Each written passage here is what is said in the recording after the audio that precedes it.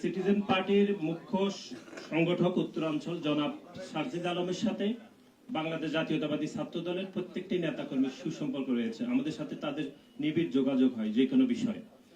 আমরা যেটি স্পষ্টভাবে বলতে চাই, নর্থ সাউথ বিশ্ববিদ্যালয়ে যে ঘটনাটি ঘটেছে রাত 10টার সময়, সেই সময় বাংলাদেশের ধর্মপ্রাণ মুসলমানরা সবাই আসলে নামাজরত অবস্থায় ছিলেন।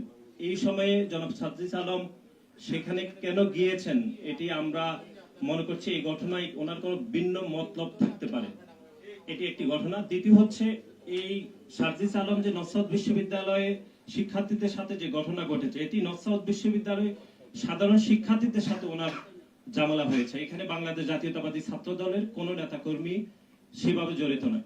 যদি নর্থ সাউথ বিশ্ববিদ্যালয়ের সাধারণ শিক্ষার্থীদের মধ্যে বাংলাদেশ জাতীয়তাবাদী ছাত্র দলের কর্মী রয়েছে বলে আমরা আপনাদেরকে দৃশ্যমান ভাবে আমরা বলছি, কিন্তু এটি গণমাধ্যমে আমরা দেখেছি যে জনাব সারজিদ আলম ঘটনাটি সারজিদ আলমের সাথে ছাত্র দলের ঝামেলা বলে তিনি এটি ওনার সামাজিক যোগাযোগ মাধ্যমে তিনি স্ট্যাটাস দিয়েছে। আমরা পুনরায় বলছি যে ঘটনাটি নর্থ সাউথ বিশ্ববিদ্যালয়ের সাধারণ শিক্ষার্থীদের সাথে জনাব সারজিদ আলমের সমস্যা হয়েছে।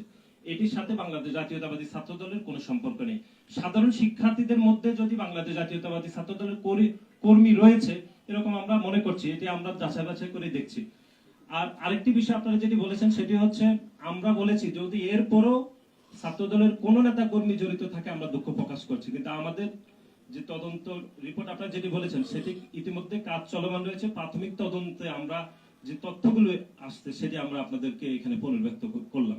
ইতিমধ্যে আপনারা দেখেছেন যে গণ অভ্যুত্থান পরবর্তী সময়ে যারা গণ অভ্যুত্থানের নেতৃত্ব দিয়েছিল, বিশেষ করে আমরা বারবার যেটি গণমাধ্যমে বলেছি যে যারা গণ অভ্যুত্থানের নেতৃত্ব দিয়েছে তারা গণ অভ্যুত্থানের মালিকানা চিন্তাই করার যে কথাবার্তা আমরা এগুলো গণমাধ্যমে বলেছি, একক ইজারা হিসাবে তারা গণ অভ্যুত্থানের মালিকানা চিন্তাই করেছে। এখন গণ অভ্যুত্থান পরবর্তী সময়ে তারা নতুন রাজনৈতিক বন্দোবস্তর কথা বলে তারা ইতিমধ্যে একটি রাজনৈতিক দল গঠন করেছে। আমাদের দলের পক্ষ থেকে সেই সিদ্ধান্তকে স্বাগত জানানো হয়েছে এবং বাংলাদেশ জাতীয়তাবাদী ছাত্র দলের পক্ষ থেকে আমরা স্বাগত জানিয়েছি।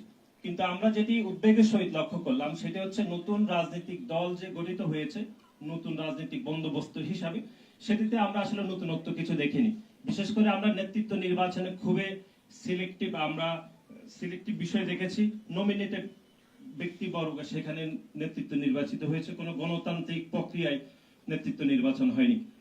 এবং একই সাথে তারা রাষ্ট্র ক্ষমতায় গেলে তাদের ফরেন পলিসি কি হবে, তাদের অর্থনৈতিক বিষয় পরিকল্পনার বিষয়ে কোনো সুনির্দিষ্ট তথ্য আমরা জানতে পারিনি। এবং বিশেষ করে গতকাল ন্যাশনাল সিটিজেন পার্টির যিনি প্রধান তিনি রয়টার্সকে বলেছেন যে বাংলাদেশের কিছু ধনী ব্যক্তিরা তাদেরকে অর্থায়ন করেছে। আমরা এখানে ওনার কাছে জানতে চাই, তাদেরকে যে অর্থায়ন করেছে ধনী ব্যক্তিরা, সে অর্থায়নের বিপরীতে তারা কি ধরনের কমিটমেন্ট তাদের কাছে নিয়েছিল সেটি আমরা বাংলাদেশ জাতীয়তাবাদী ছাত্র দল জানতে চাই। এবং একই সাথে এই যে তাদের নেতৃত্ব নির্বাচন অথবা তাদের অর্থ সংগ্রহের যে যাবতীয় বিষয়, তাদের ফরেন পলিসি বিষয়ে আমরা কোনো নতুনত্ব পাইনি, বরং বাংলাদেশ জাতীয়তাবাদী দল যখন গঠিত হয়েছে সেই দলের পলিসি গুলো কপি হয়েছে বলে আমরা মনে করছি, এবং এটি কোন দোষের কিছু নয়। সুতরাং সার্বিক বিষয়ে নতুন যে দল গঠিত হয়েছে সেটা নতুন রাজনৈতিক বন্দোবস্ত হয়নি। একই সাথে আমাদের কাছে মনে হয়েছে এটি আদিম রাজনৈতিক বন্দোবস্ত হয়েছে বলে আমরা মনে করছি। এবং শিবিরের বিষয়ে এখানে বলা হয়েছে, আমরা যেটি দায়িত্বহীনভাবে বলতে চাই, গতকাল শিবিরের সাধারণ সম্পাদক গণমাধ্যমে বলেছেন তারা প্রতিদিন ইফতারে 3 লক্ষ টাকা করে ব্যয় করছেন। যদি প্রতিদিন 3 লক্ষ টাকা করে ব্যয় করা হয় তাহলে এই পবিত্র রমজানে প্রায় 90 লক্ষ টাকা তারা ব্যয় করছেন। আমরা আপনাদের মাধ্যমে তাদের কাছে জানতে চাই, এই 90 লক্ষ টাকা একটি সাধারণ শিক্ষার্থীদের সাধারণ সংগঠন হিসাবে তারা কিভাবে উপার্জন করছেন বা তাদের অর্থায়নের উৎস কিভাবে আসছে সেটি আমরা জানতে চাই।